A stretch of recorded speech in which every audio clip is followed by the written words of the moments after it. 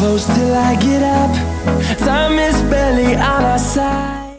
Assalamualaikum warahmatullahi wabarakatuh. Hai sahabat beasiswa, pemburu beasiswa dimanapun Anda berada. Nah, kali ini saya akan menjelaskan tentang serba-serbi beasiswa FLIRT-UOS, yakni salah satu beasiswa yang ditawarkan oleh salah satu negara di Eropa, yakni Belgia. Nah, pasti teman-teman sudah tahu kalau misalnya Belgia itu coklat segala macam. Nah, satu hal yang harus teman-teman pertimbangkan juga sebelum ke Belgia adalah ternyata mereka memiliki beasiswa nih. Kemudian mereka memiliki universitas-universitas parlente yang bisa kalian apply.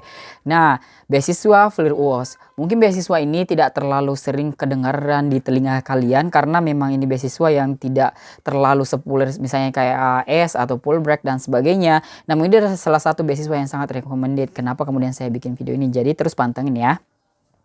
Nah, apa beasiswa FLIRT-UOS itu? Beasiswa FLIRT-UOS itu yang pertama kita akan ngebahas apa sih sebenarnya kepanjangan dari FLIRT-UOS. Jadi FLIRT-UOS itu adalah bahasa Flemish yang disingkat yakni Vlaamse Interuniversitaire Raad atau Flemish Inter-University Council atau semacam badan antar universitas di daerah Flemish. Mereka bekerja sama dengan UOS yakni Universitaire Uitwikkeling Samenwerking, artinya University Development Corporation atau kerjasama universitas.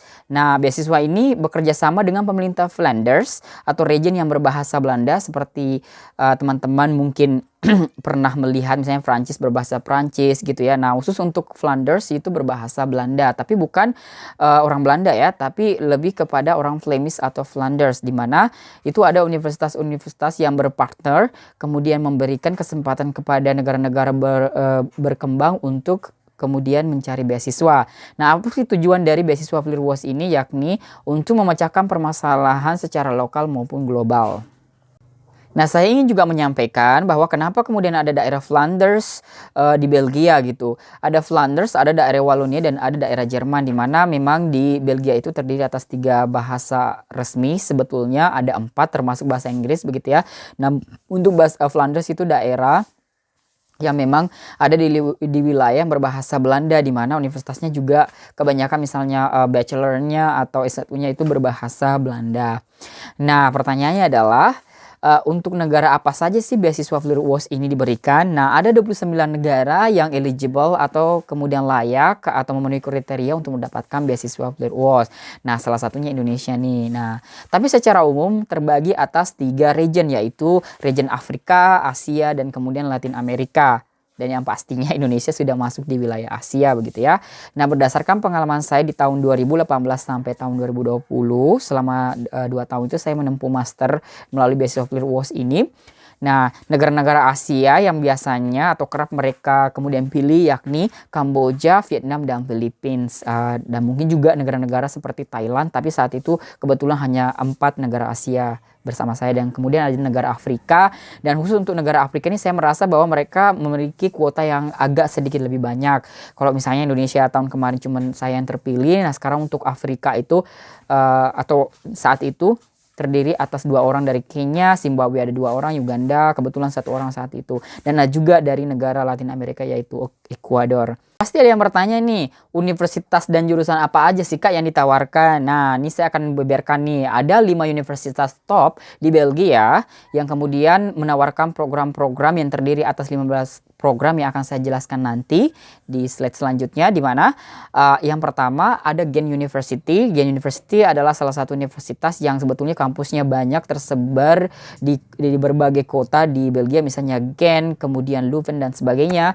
Namun mereka itu sudah ranking gitu ya, rankingnya menurut World Ranking University tahun 2023 itu pada ranking 143, jadi termasuk cukup bagus ya. Kemudian yang kedua Hasselt University berada pada ranking 443 ya, meskipun ini agak rendah, tapi tidak masalah teman-teman sekalian, karena sebetulnya jurusan-jurusan yang mereka punya itu sangat-sangat luar biasa, terutama untuk Hasselt University.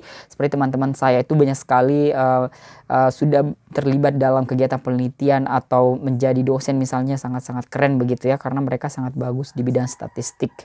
Dan kemudian ketiga VUB Brussels, ya kita sudah tahu bahwa Brussels itu adalah ibu kota Uni Eropa. Tentu saja kalau misalnya kita memiliki kesempatan untuk berkuliah di VUB Brussels yang kemudian rankingnya juga dan cukup baik, yaitu 251. Ini sangat-sangat disarankan untuk kemudian mendaftar di sini. Kemudian yang keempat, universitasnya KU Leuven. KU Leuven ini adalah universitas terbaik di Belgia, teman-teman.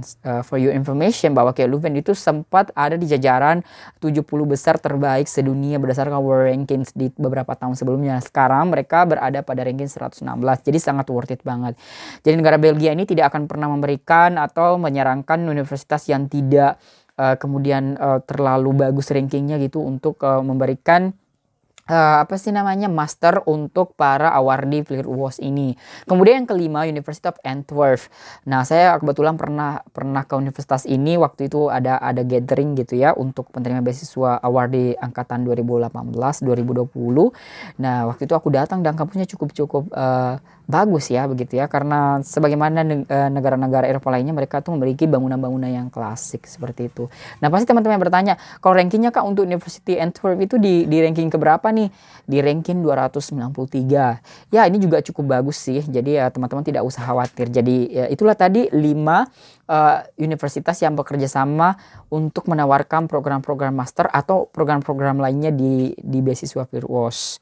Nah, yang pertama tadi Ghent University, yang kedua Hasselt University, yang ketiga VUB Brussels, yang keempat KU Leuven, yang kelima University of Antwerp. Namun kalau saya menyarankan universitas yang memang rankingnya paling tinggi dan memang top 2 di negara ini adalah Ghent University dan KU Leuven. Tapi tergantung sih dengan jurusan sahabat beasiswa sekalian, apakah memilih Hasselt University tapi karena jurusan lebih cocok, ya itu terpulang kepada teman-teman sekalian seperti itu. Nah, terus pasti ada yang bertanya lagi, jurusan apa aja sih Kak yang kita bisa ambil? Apakah semua jurusan ada? Nah, kalau saya bilang sih nggak semua jurusan ada tergantung jurusan yang memang ditawarkan oleh 5 universitas top tadi. Nah, berdasarkan update tahun 2022, ada 15 jurusan yang tersebar di Universitas Flanders. Di antaranya ada jurusan sosial ilmu sains misalnya, ada juga jurusan-jurusan ilmu sosial gitu ya, bahkan ada ilmu-ilmu spesifik seperti nematologi itu di bidang pertanian, dan kemudian ada bahkan yang sangat digemari oleh peserta-peserta dari Indonesia, yaitu food science gitu, food technology, yang biasanya mereka bisa menempuh nggak cuma di universitas satu universitas aja, tapi bisa dua universitas. Contohnya rata-rata anak U-Food atau food technology itu mereka berkuliah di KU Leuven dan kemudian Ghent University. Bahkan ada yang 3 teman-teman, ada yang VU Brussels, Ghent University, dan University of Antwerp. Itu adalah pengalaman yang luar biasa. Contohnya di jurusan Marine and Landscaping atau jurusan-jurusan yang memang terkait dengan kelautan seperti itu. Jadi ada 15 jurusan teman-teman yang bisa apply. Nanti saya akan jelaskan di video selanjutnya secara detail bagaimana persyaratan-persyaratannya. Makanya terus ikuti dan jangan lupa subscribe channel ini ya. Nah, pasti ada juga yang bertanya, oke, habis kita mengetahui jurusan Kak, kita sudah mengetahui universitas nih, terus saya udah siap nih semua dokumen-dokumennya gitu ya. Nah, bagaimana sih, apa sih syarat umumnya Kak? Nah, nih saya jelaskan, pantengin ya terus ya. Nah, kriteria umum yang mereka minta itu yang pertama, yang pastinya awardee itu harus berasal dari 29 negara. Nah, sudah pasti Indonesia udah masuk ya, karena tadi saya sudah menjelaskan, karena saya juga salah satu penerima Fleer UOS di 2-3 tahun yang lalu. Nah, selanjutnya adalah usia. Nah, kadang-kadang beasiswa itu tuh sangat menyarankan ada usia tertentu. Nah, memang ini agak sedikit spesifik dalam artian ada rentang usianya gitu ya. Mereka mengatakan bahwa 35 tahun itu adalah usia untuk inisial master. Artinya teman-teman belum pernah menempuh master sebelumnya. Artinya mungkin fresh graduate atau S1 bekerja di sebuah instansi. Itu nggak boleh lebih dari 35 tahun. Waktu itu saya berusia 31 tahun, berarti saya masih eligible. Dan waktu itu meskipun saya sudah pernah master, tapi karena tidak selesai begitu, jadi saya kemudian dianggap sebagai inisial master. Dan kemudian kalau kalian sudah misalnya menempuh nih master di Indonesia atau bahkan di luar negeri, itu usianya itu tidak boleh lebih dari 45 tahun. Ini cukup ini, bahkan untuk sekelas doktoral pun PhD itu sebenarnya 45 tahun itu sudah cukup tua. Tapi ini beasiswa Fleer UOS range usianya cukup bagus seperti itu. Jadi ya cukup apik lah ya untuk dari sisi usia. Kemudian yang ketiga, dipastikan teman-teman itu memiliki pengalaman dan latar belakang profesional. Apa yang dimaksud dengan pengalaman dan latar belakang profesional? Artinya mungkin teman-teman nih, contoh kasus saya bahwa saya pernah menjadi asisten dosen, itu adalah latar belakang profesional saya di pendidikan tinggi, walaupun cuma sekedar sebagai asisten dosen, setidaknya saya bergerak di dunia pendidikan atau higher education. Karena nanti ada persyaratan khusus di bidang itu gitu ya. atau mungkin pengalaman-pengalaman profesional yang terkait pekerjaan-pekerjaan di perusahaan, itu juga pekerjaan profesional juga, dan ditunjukkan dengan pengalaman apa sih yang selama ini dilakukan dan apa kepentingannya untuk memilih jurusan ini, apakah kemudian ini nanti berkontribusi terhadap dua belah pihak, Belgia kemudian negara sasarannya katakanlah misalnya Indonesia begitu ya. Kemudian, nah terkait dengan pengalaman ini sebetulnya ada dua kategori di sini, ada kategori A dan kategori B. Saya sendiri yang membaginya ya teman-teman. Kalau di website resmi sih bilangnya langsung gitu ya dijelaskan. Nah yang pertama adalah sangat diutamakan orang yang bekerja di pendidikan tinggi, misalnya universitas, pemerintah atau masyarakat sipil, misalnya bekerja di instansi-instansi kepemerintahan. Mereka sangat memprioritaskan, artinya sudah ada tempat kemudian untuk menyalurkan ilmu setelah kemudian master setelah menempuh masternya begitu ya. Kemudian tapi juga bisa juga kandidat yang berasal dari sektor swasta, bahkan bisa juga yang baru saja lulus atau fresh graduate. Jadi walaupun tanpa pengalaman pekerjaan tidak ada gitu ya, misalnya belum nggak ada pengalaman, tapi yang penting bisa membuktikan bahwa kalian itu penuh motivasi dan profilnya juga bagus, itu juga bisa diterima seperti itu. Jadi menurut saya range mereka ini tidak terlalu membatasi begitu ya. Jadi kayak syarat yang mereka ini juga cukup ringan seperti itu.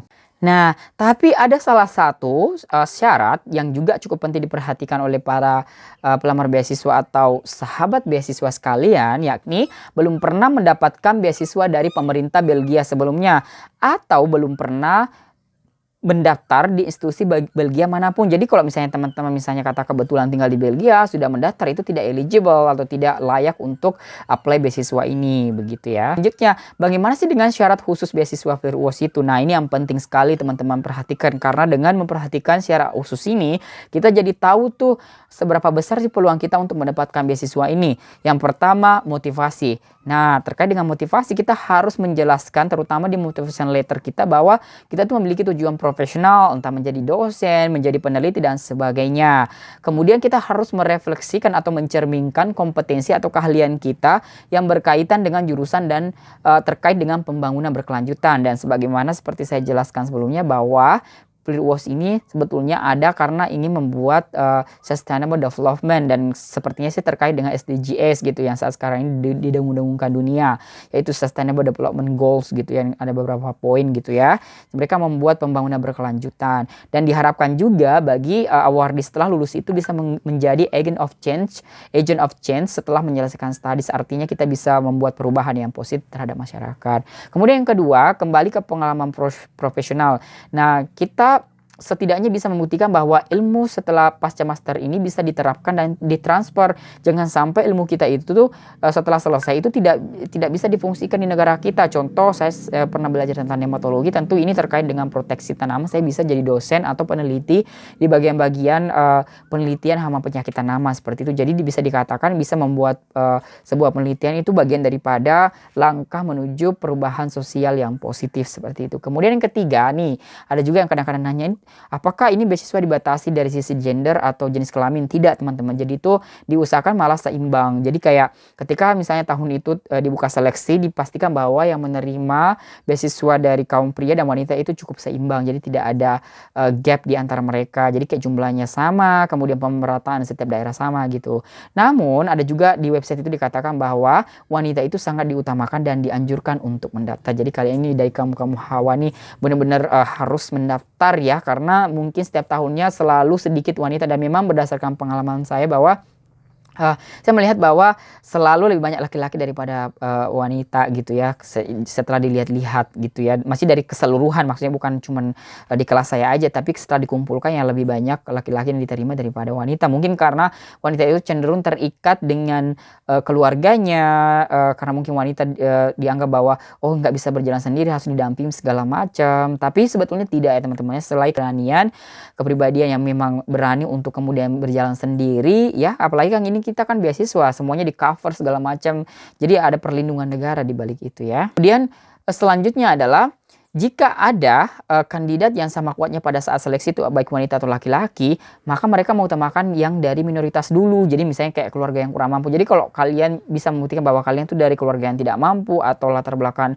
ekonominya itu cukup rendah begitu ya, dan kemudian kalian dari minoritas, contoh disabilitas, namun sampai saat ini saya belum pernah melihat sebaiknya sih mereka memang menerima dari disabilitas, karena menurut saya kecerdasan seseorang itu tidak dibatasi oleh kekurangan fisik seperti itu ya, apalagi untuk negara-negara berkembang sekelas Belgia begitu ya. Negara-negara maju sekelas Belgia.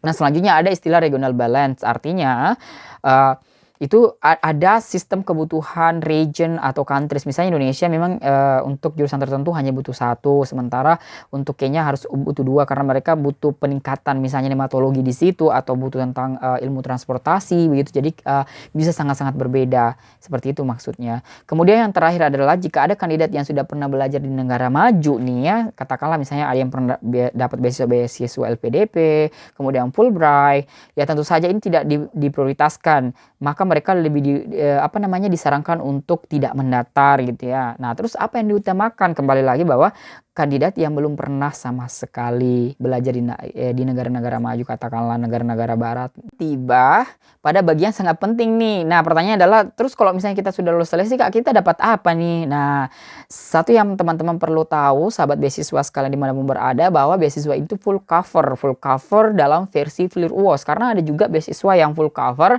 tapi hanya ada beberapa hal yang tidak di cover. Contoh misalnya LPDP misalnya mengcover family allowance atau uang untuk keluarga, tapi untuk Flir UOS sendiri sayang sekali tidak, teman-teman. Sebelumnya sih pernah gitu ya, tapi mulai tahun 2018 sampai sekarang setahu saya itu tidak ada coverage untuk keluarga atau anggota keluarga. Nah, apa aja sih yang kita bisa dapatkan atau benefit apa sih yang kita dapatkan setelah lulus beasiswa Flir UOS? Yang pertama, yang pastinya kita mendapatkan biaya SPP yang gratis sesuai regions. Tetapi berdasarkan pengalaman saya sebetulnya saya pikir sih gratis iya, tapi mekanismenya adalah kita dikasih uang terus kita bayar. Jadi kayak karena memang pendaftaran universitas dengan Flir UOS itu bukan satu kesatuan. Jadi kayak sesuatu yang berbeda, pendaftaran kampus beda, pendaftaran beasiswa beda. Tapi mereka ada hubungan pastinya ya, karena ada kerjasama. Kemudian kedua, biaya perjalanan tiket pulang pergi, di mana pada saat berangkat, pada saat sudah diterima nih dan berangkat ke negara tujuan yaitu Belgia, menuju ke kota di mana universitas itu berada, itu dikasih tiket. Nah, pertanyaannya tiketnya dari mana? Apakah dari Jakarta saja misalnya lalu ke tujuan misalnya Brussels? Tidak, tapi dari daerah teman. Contoh kasus saya kemarin, saya dari Makassar, saya dapat tuh coverage yang kalau dirupiahkan itu sekitar 16 juta mungkin totalnya, karena memang itu coverage semuanya dan memang rada mendadak, itu kayak seminggu sebelum gitu ya, benar-benar semahal itu.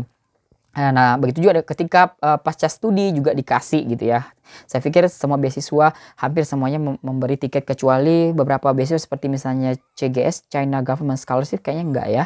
Kemudian ketiga, asuransi. Nah, asuransi sangat penting sekali teman-teman, karena kita di luar negeri sendiri misalnya, bagi yang berkeluarga, tapi bagi yang berkeluarga tetap butuh asuransi juga. Semua orang butuh asuransi ketika terjadi gangguan kesehatan, baik secara psikis atau kemudian fisik gitu ya, atau kesehatan yang memang butuh perawatan atau obat, itu bisa di cover semua sama asuransi. Dan nanti saya akan bikin di video selanjutnya apa aja sih yang di coverage di Flir UOS, maksudnya asuransinya gitu, supaya teman-teman lebih detail tahu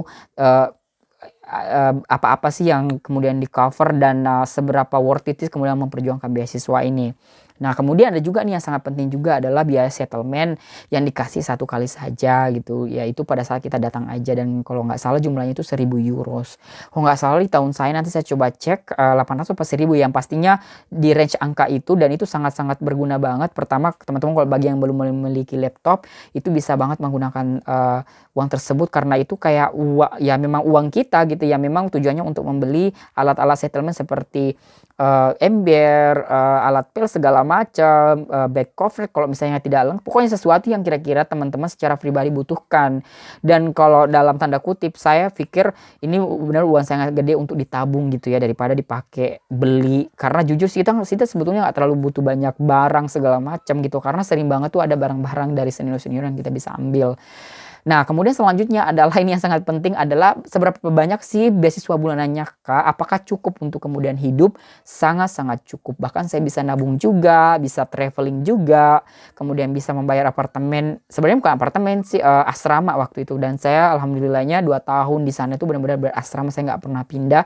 Karena saya rasa udah sangat nyaman dan kita terproteksi kalau ada apa-apa kita bisa melapor dan ngerasa secure aja sih seperti itu dibanding di luar. Gitu ya, meskipun sebenarnya di Eropa itu semuanya secure gitu ya, aman aja. Nah, berapa jumlahnya? Nah, ini jumlahnya teman-teman, 1.150 euros. Nah, di web saya nih, di website ini nih aku cantum ini linknya di bawah.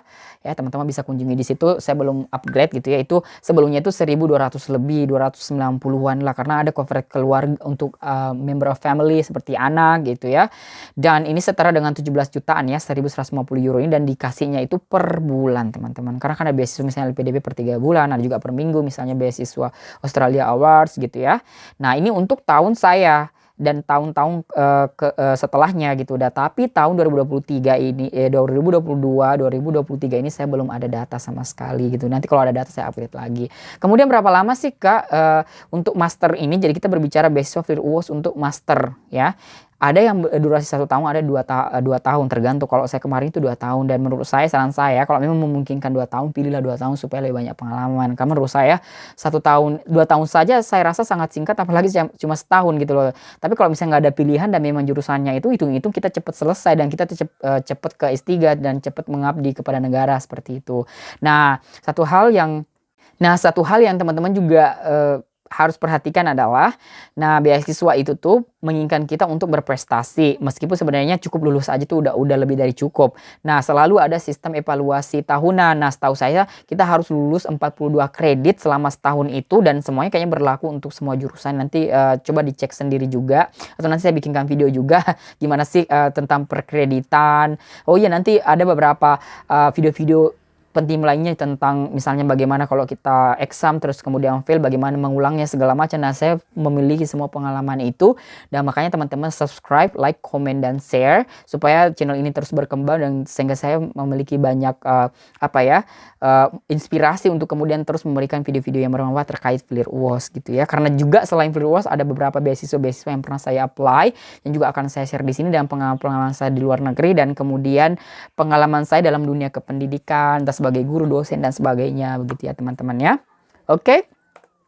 Nah ada yang bertanya pasti, terus kira-kira deadline-nya kapan nih Kak? Nah, kalau ditanyakan masalah deadline itu berbeda-beda di setiap universitas dan jurusan. Nah, kalau misalnya mau tahu lebih detailnya silahkan ke websitenya FLIR-UOS. Ini di sini nih yang resmi, atau saya juga cantumkan di bawah di kolom komentar, di kolom deskripsi. Di situ ada website yang teman-teman bisa baca di situ. Bagi teman-teman yang akan masalah deadline itu berbeda-beda di setiap universitas dan jurusan. Nah, kalau misalnya mau tahu lebih detailnya silahkan ke websitenya FLIR-UOS. Ini di sini nih yang resmi, atau saya juga cantumkan di bawah di kolom komentar, di kolom deskripsi. Di situ ada website yang teman-teman bisa baca di situ. Bagi teman-teman lainnya itu di setiap jurusan tadi itu 15 jurusan ya, ada Februari, ada Maret. Tapi saran saya adalah kita harus sudah mempersiapkannya dari bulan November, karena biasanya sudah di sounding tuh, ada open calls. Jadi kayak supaya kita tuh nggak buru-buru, karena jangan sampai persiapannya itu mendadak dan hasilnya tidak maksimal. Seperti itu teman-teman, video yang saya share kali ini semoga bermanfaat, dan jangan lupa semoga kalian itu tertarik dengan beasiswa ini dan setiap tahun selalu ada. Jadi ini kesempatan yang sangat luar biasa. Karena itu jangan lupa subscribe, like jika suka videonya, dan jangan lupa share ke keluarga dan teman. Siapa tahu Anda adalah awardee selanjutnya. Assalamualaikum warahmatullahi wabarakatuh.